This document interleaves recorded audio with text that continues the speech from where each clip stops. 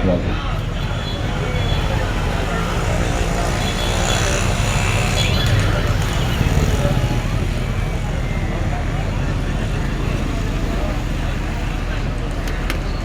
இந்தியாவிலே அடித்தட்டு மக்களுக்கு, தொழிலாளர்களுக்கு என்று ஒரு பிரச்சனை வருமானால் அதற்காக குரல் கொடுப்பது நம்முடைய காங்கிரஸ் கட்சி மட்டுமே. இன்றைக்கு காங்கிரஸ் கட்சி அன்றைக்கு வெள்ளையர்களை வெளியேற்ற போராடியது, இன்றைக்கு கொள்ளையர்களையும் கொலைகாரர்களையும் வெளியேற்றுவதற்காக போராடி கொண்டிருக்கிறது. காங்கிரசினுடைய வரலாற்றை மாற்றுவது, திருத்துவது, அதை அழிப்பது, இதுதான் பிஜேபியினுடைய RSS நோக்கம். ஏனென்றால் அவர்களுக்கு என்று ஒரு பெரிய வரலாறு கிடையாது. நம்முடைய தலைவர்கள் எல்லாம் 10 ஆண்டுகளுக்கு மேல் சிறைவாசம் அனுபவித்து இந்த நாட்டு மக்களை காப்பாற்றுவதற்காக போராடியவர்கள். ஆனால் பிஜேபியினுடைய வரலாறு ஜெயிலுக்கு போயிட்டு மன்னிப்பு கடிதம் எழுதிட்டு வெளியே வந்த வரலாறு, காந்தி கொன்ற கோட்சேயினுடைய வரலாறு. இன்றைக்கு இருக்கக்கூடிய பாரத பிரதமர் மோடி அவர்கள் குஜராத்திலே நடந்த கலவரத்திலே அமெரிக்காக்குள்ளே நுழையக்கூடாதுன்னு வச்சிருந்தாங்க. அவர் அமித்ஷா எந்த நாட்டிலே உள்துறை அமைச்சராக இருந்தாரோ அந்த குஜராத் மாநிலத்துக்குள்ளே அவர் உள்ளே நுழையக்கூடாது என்ற ஒரு நிலை இருந்தது.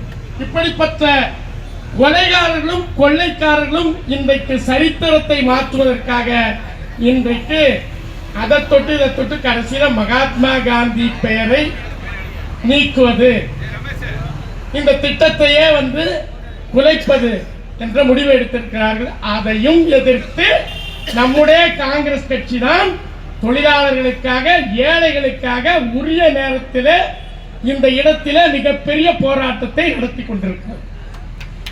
இந்த போராட்டத்திற்கு மிகச் சிறப்பாக ஏற்பாடு செய்து தலைமையேற்று நடத்தி கொண்டிருக்கக்கூடிய நம்முடைய மரியாதைக்குரிய மாநில தலைவர் செல்வ பெருந்தகை அவர்களே, இங்கே மேடையிலே நம்முடைய தமிழ்நாட்டு பொறுப்பாளர், அகில இந்திய காங்கிரஸ் கமிட்டியுடைய செயலாளர் எம்.என். ஹெக்டே அவர்களே, நம்முடைய மூத்த தலைவர் எந்நேரமும் புன்முறுவலோடு அந்த இளைஞர் காங்கிரசிலிருந்து இன்றைக்கு வரை இளைஞர்களாகவே திகழ்ந்து கொண்டிருக்கக்கூடிய நம்முடைய தங்கபாலு அவர்களே, சட்டமன்ற கட்சியினுடைய தலைவர் ராஜேஷ்குமார் அவர்களே, பாராளுமன்ற முன்னாள் உறுப்பினர் நம்முடைய செல்லக்குமார் அவர்களே, கோபண்ணா அவர்களே, சொர்ணா சேதுராமன் அவர்களே, இங்கு கீழானூர் ராஜேந்திரன் அவர்களே, இங்கே இருக்கக்கூடிய மாவட்ட தலைவர்களே,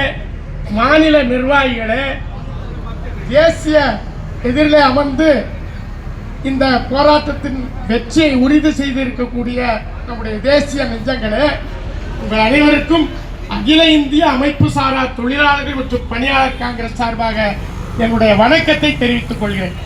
எங்களுக்கு இதில் ஒரு மிகப்பெரிய கடமை இருக்கிறது. ஏனென்றால் இந்த திட்டம் வெறும் ஏதோ வேலை கொடுக்கறதுக்கான திட்டம் இல்லை.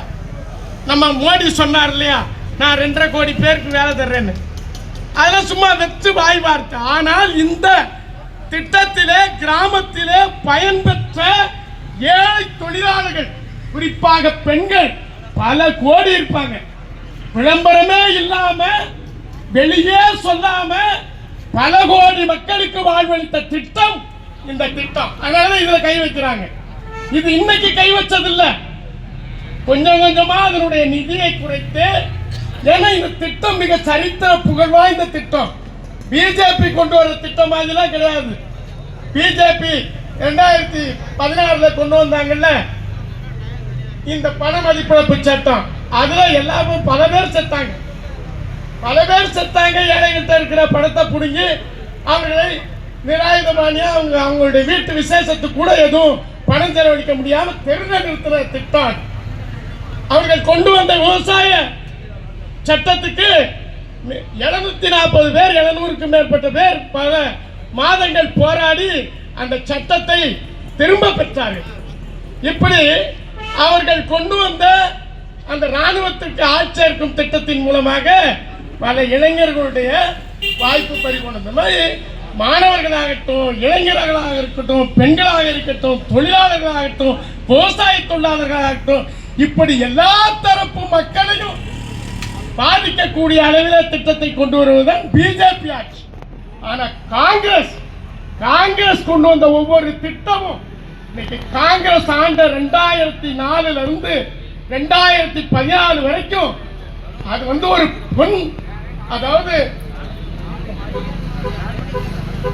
அதை வந்து நம்ம வந்து ஒரு பொன்னான நாளாக கருத வேண்டும்.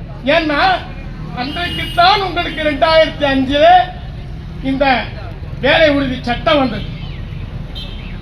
நீங்க அதே 2005 வருஷத்துல தகவல் அறிவு உரிமை சட்டம் வருது. அதாவது ஒரு ஆட்சியை செய்து கொண்டு அந்த ஆட்சியில ஒரு வெளிப்படைத்தன்மையை உறுதி செய்வதற்காக தைரியமா தகவல் அறிவு உரிமை சட்டத்தை கொண்டு வந்தது காங்கிரஸ் ஆட்சி. ஆனா பிரைம் மினிஸ்டரோட அந்த கொரோனா நேரத்தில் பிரைம் மினிஸ்டர் கேர் ஃபண்ட் வாங்கினது கூட தகவல் அறிவு உரிமை சட்டத்தில் கேட்கக்கூடாதுன்னு சொன்னது தான் நம்முடைய பிஜேபியினுடைய ஆட்சி. அதனால இன்றைக்கு இந்த தொழில் இந்த திட்டத்தை வந்து சாதாரண திட்டமா நினைக்க முடியாது. இந்த திட்டம் வந்து என்னன்னா வேலைக்கு உறுதி, 100 நாள் வேலை கொடுத்தாகணும். ஒரு குடும்பத்திற்கு 100 நாட்களுக்கு வேலைக்கு உறுதி, அதுக்கப்புறம் ஊதியத்திற்கு உறுதி. இது மட்டுமல்ல, வேலை கொடுக்கலன்னு வச்சுக்கோங்க, இழப்பீடு கொடுக்கணும். இந்த மாதிரி ஒரு சட்டத்தை பிஜேபி அரசால நினைச்சு கூட பார்க்க முடியாது. அவன் ஜென்மத்துக்கு ஆட்சி பண்ணா கூட இந்த மாதிரி ஒரு திட்டத்தை பிஜேபியால கொண்டு வரவே முடியாது. அது மட்டுமல்ல, இன்றைக்கு ஆண் பெண் சம கூலி, ஆணுக்கும் பெண்ணுக்கும் சம கூலி கொடுப்பதற்கான திட்டம் இது. இப்படி பல்வேறு விஷயங்கள், அதாவது மக்களுக்கான பின்னணி அதில் அடங்கி இருக்கிறது. அப்படிப்பட்ட ஒரு திட்டத்தை தான் இன்றைக்கு முடக்க பிஜேபி அரசு முயன்று கொண்டிருக்கிறது. ஆனால் விடமாட்டோம் என்று காங்கிரஸ் இன்றைக்கு இந்தியா முழுவதும் வீதிக்கு வந்து போராடி கொண்டிருக்கிறது. எனவே மக்களுக்கு ஒரு பிரச்சனை என்றால், அது தொழிலாளர்களாக இருந்தாலும் சரி, அவர்கள் ஏழைகளாக இருந்தாலும் சரி, பெண்களாக இருந்தாலும் சரி, மாணவர்களாக இருந்தாலும் சரி, விவசாயிகளாக இருந்தாலும் சரி, ஒரு மக்களுக்கு ஒரு பிரச்சனை என்றால் அதை காப்பாற்ற காங்கிரஸ் மட்டும் வரலன்னா இந்த நாட்டை விற்று கூறு போட்டு விற்று இருப்பார்கள் என்பதை மட்டும் இந்த நேரத்தில் சொல்லிக்கொண்டு, நல்ல வாய்ப்பை கொடுத்த இவர்களுக்கெல்லாம் ராம்மோகன் அவர்களுக்கு என்னுடைய நன்றியை, வணக்கத்தையும், வாழ்த்தையும், தமிழ்நாடு காங்கிரஸ் கமிட்டிக்கு நம்முடைய தலைவர்களுக்கு என்னுடைய வாழ்த்தையும் வணக்கத்தையும் தெரிவித்துக் கொள்கிறேன். நன்றி, வணக்கம்.